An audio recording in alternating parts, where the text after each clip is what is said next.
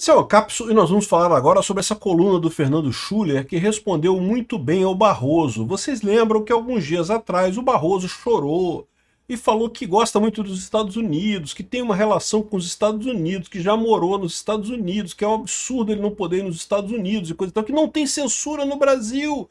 Não tem censura no Brasil. E eu falei, porra, para com isso, né, ô Barroso? Me mostra aí onde é que eu acesso o Terça Livre, porra. Que história é essa que não tem censura no Brasil?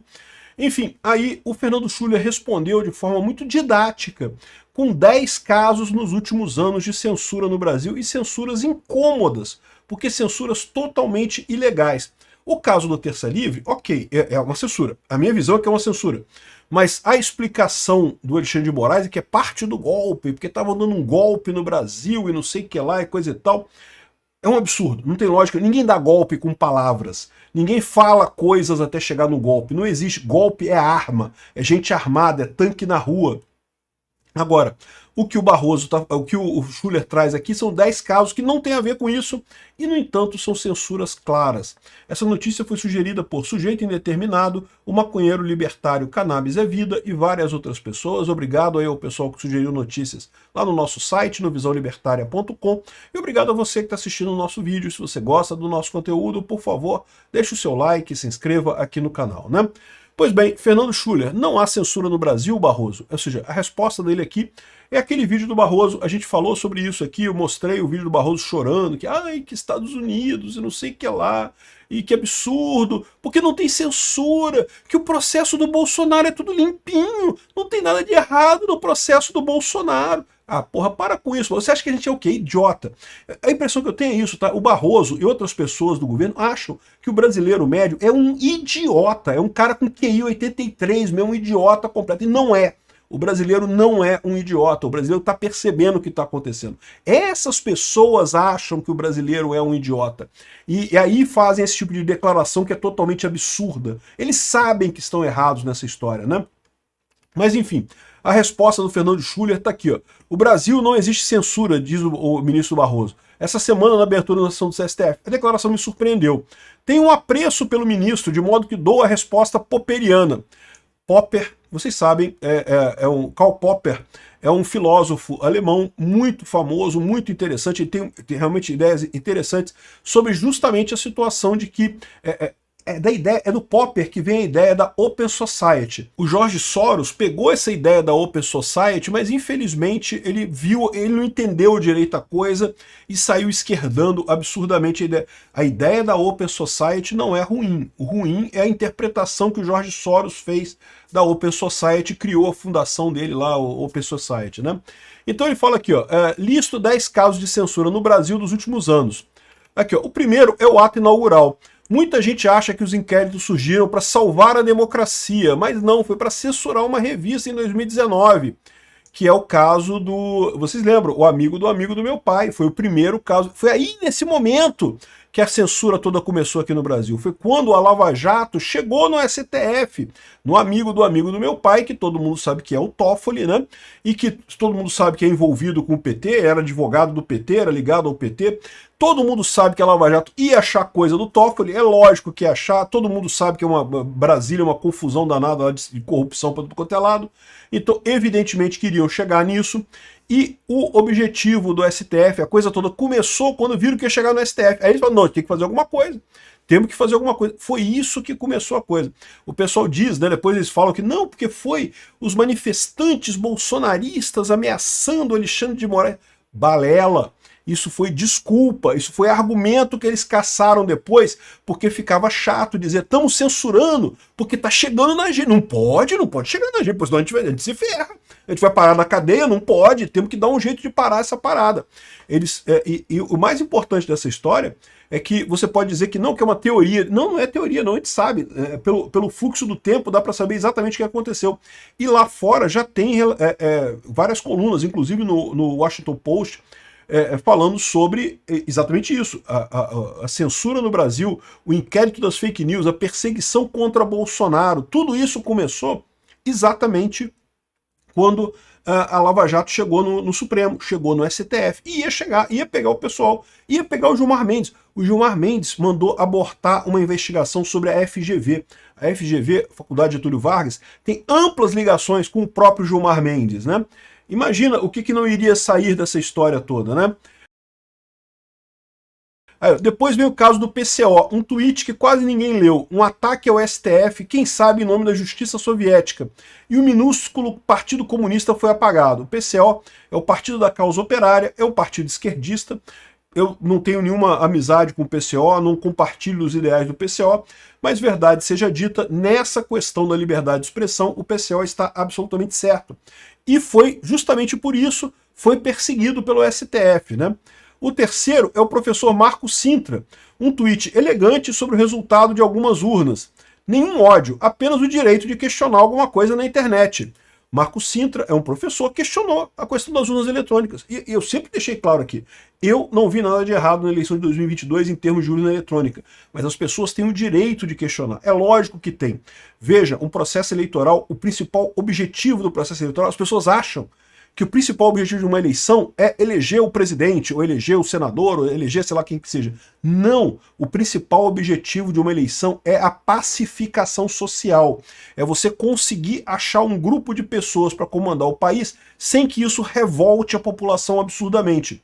E como é que se faz isso? Exatamente, o mecanismo que tem é você ter a votação, né? Porque você, por mais que você tenha o seu candidato tenha sido preterido, a pessoa que ganhou a eleição seja uma pessoa que você não gosta, mas foi a votação, você vê que teve um mecanismo ali, todo mundo votou e coisa e tal. O objetivo é isso, é a pacificação. Como que você tem pacificação se as pessoas são punidas por meramente perguntar, e aí, peraí, o que aconteceu aqui? O que é esse negócio aqui? Veja, não quer dizer que a pessoa esteja certa, ela pode estar errada, ela pode estar questionando uma coisa que é errada, mas é direito dela questionar. Se você não pode questionar o processo eleitoral, o seu processo eleitoral não serve pra porra nenhuma, não serve pra nada, porque não está pacificando a sociedade, está ao contrário, insuflando a sociedade. O Alexandre de Moraes acha que ele deu a resposta para o pessoal que questiona a eleição no Brasil. Porque sempre teve questionamento de urna no Brasil, né? Sempre teve críticas à urna no Brasil. O Alexandre de Moraes acha que não. Agora eu respondi. Quem questionar a urna agora vai pra cadeia. É cadê golpe? E ao contrário, ele destruiu o processo eleitoral no Brasil. Porque nunca mais o pessoal vai confiar no processo eleitoral brasileiro. Não porque tinha evidência de urna, porque se... Em 2014 teve eleição do que o Aécio perdeu para Dilma, e o Aécio questionou. E o TSE abriu o processo e respondeu o processo, e é assim que tem que funcionar. Porque, de novo, o grande objetivo de uma eleição não é eleger A ou B. O grande objetivo da eleição é pacificar o país. É que a pessoa ganhe ou perca, mas todo mundo fique confortável de que, bom, escolhemos, ok, foi uma merda, escolhemos o pinguço corrupto do Lula, mas foi de uma eleição de uma forma honesta, né? Ele ganhou, conseguiu conquistar a maior parte das pessoas. O Alexandre de Moraes não conseguiu, ao contrário, ele impediu que isso acontecesse ao usar um mecanismo autoritário. É coisa típica de gente burra, de achar que usar força resolve esse tipo de situação. Não resolve, piora a situação, né? Enfim, o Marco Sintra tá longe de ser bolsonarista radical. Fez um questionamento da urna, não pode. Né? O próximo é o deputado Homero Marchese, a gente falou sobre esse caso também. O cara que, aliás, tem mais documentação agora, com a informação da Vaza Toga, do Eduardo Tagliaferro, mostra que a censura a ele foi objeto de um erro do pessoal lá do TSE, né? O AED, a Assessoria Especial de Enfrentamento à Desinformação e não sei o que lá, eles entenderam errado um tweet de uma outra pessoa achando que era do deputado Marchese, e isso motivou a censura ao cara. Olha o absurdo da coisa. Né? E isso hoje está tudo comprovado. Né? E, no entanto, o cara foi censurado. E quando ele entrou na justiça para exigir reparação, qualquer pessoa que é processada de forma indevida por erro judicial, ela tem o direito de exigir reparação. De novo, faz parte do Estado Democrático de Direito. O que aconteceu? O juiz, na primeira instância, deu o direito a ele. Não, é verdade, você tem direito à reparação, tem direito à indenização. O Alexandre de Moraes colocou o juiz em uma auditoria do CNJ e proibiu o juiz e sobrepôs a decisão do juiz. Cara, uma coisa absurda. Tipo, quem manda nesse país eco aqui de merda sou eu. Eu sou o único juiz nesse país. Eu que decido tudo. uma coisa que não tem sentido algum do ponto de vista jurídico ou do direito, né? O Homero Marchese divulgou um protesto em Nova York, ele estava no Paraná, mas foi censurado, foi proibido, não sei o que lá. A sua indenização foi anulada e o juiz que concedeu essa indenização foi investigado. Curioso caso de uma democracia que não existe censura. Que história é essa, pô? Ficou provado que a censura ao cara foi errada. E o juiz que comprovou isso, que mostrou lá nos autos, não pode, o juiz foi investigado. Olha a situação, o absurdo que está sendo criado por esse STF, né? Aí depois veio a turma do WhatsApp, um grupo privado, o caso dos empresários lá, né? Um sujeito diz que prefere uma ditadura à eleição de um deputado. Bobagem, mas não é crime. Né? Os demais, nada. Um deles, o Luciano Hang, 2 anos de censura por dizer coisa nenhuma. E é verdade, o Luciano Hang, ele estava nesse grupo, mas ele não disse nada sobre essa relação, essa mensagem. Agora, imagina o pesadelo que é isso, meu amigo. Quantos grupos de WhatsApp você tá? Eu não sei, não conheço você. Mas eu tô num monte de grupo, e o pessoal me bota lá, e a maior parte desses grupos, eu não participo, eu muto tudo lá, né, boto tudo em mute lá, porque eu nem teria condições de participar desses grupos todos, mas o pessoal quer me ver lá, sei lá por quê, aí eu fico nesses grupos todos, aí vai que alguém fala alguma coisa nesse grupo, eu sou culpado, eu não tava lá, não disse nada, eu não falei nada sobre esse negócio, né? Pegaram o Luciano Hang numa dessa. Isso é uma censura absurda. Na verdade, pegaram ele por quê? Porque teve a reportagem em 2018 da Patrícia Campos Melo, do Estadão, acusando, não porque existe uma grande disparo em massa de WhatsApp financiado pelo Luciano Hang, ela tirou isso, não sei de onde que ela tirou essa história, porque não tem nada, nenhuma base na realidade. O STF, a Polícia Federal, investigou isso a fundo, não chegou a porra nenhuma, nenhuma evidência de nada, mas ficou essa ideia de que o Luciano Hang financia o Bolsonaro, né? E no final das contas não acharam nada. Calaram o Luciano Hang por isso. Porque foi por isso. Pelo grupo não foi. Ele estava no grupo, mas ele não falou nada. Que história é essa, né? Aqui, ó. A lista segue com o Monark, o primeiro censurado por achar que um partido nazista deveria ter direito à expressão. E, de novo, eu falei para vocês, do jeito que o Monark falou, foi um jeito errado que ele mencionou a coisa, ele pode ter sido. Mas, cara, as pessoas acusaram o Monark de ser nazista. Em momento algum ele defendeu o nazismo. Um absurdo completo que fizeram com o Monark. Princípio elementar da primeira emenda americana, que era exatamente o ponto do Monark. Ele estava elogiando lá nos Estados Unidos, que nos Estados Unidos pode ter. Né? Por quê? Porque os Estados Unidos fazem a decisão correta de que é melhor você ter discussões incômodas do que você calar a pessoa e essas discussões acontecerem no submundo.